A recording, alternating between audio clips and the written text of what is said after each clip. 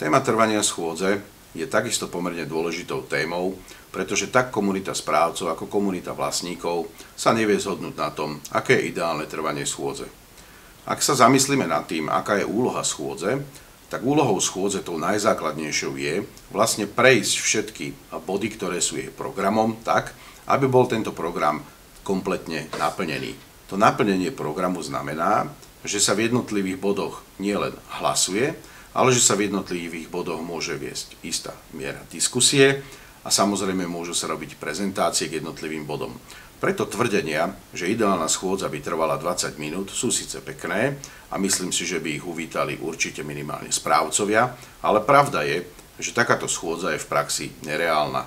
Pokiaľ totižto máte viac bodov a nie len jeden alebo dva, tak už len z logiky veci je jasné, že za 20 minút sa to prejsť nedá.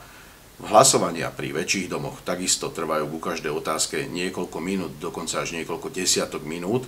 Ak totiž to hlasuje 120 alebo 150 hlasov, tak už len spočítanie tých hlasov niečo trvá.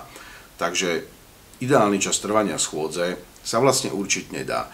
Každý z nás, alebo respektíve vy ako správcovia, prípadne vy ako vlastníci, máte v rukách celkové trvanie schôdze tým, že stačí, aby ste sa prestali hádať, aby ste sa neosočovali, aby ste racionálne riešili všetky veci, ktoré sa na schôdzi riešia a v tom prípade sa schôdza naozaj skráti na minimum. Rovnako asi nie je rozumné rozprávať sa o veciach, ktoré sa budú prejednávať na schôdzi kdesi na lavičkách pred domom. Nie, že by to bolo zakázané, ale nie sme toho názoru, že to je takéto správne miesto, kde sa majú predpripravovať nejaké rozhodnutia.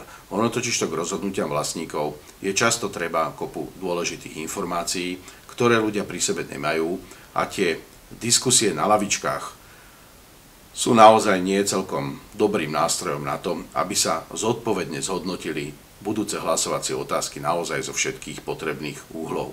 S občianskym združením Podpora správy zvládnete všetko.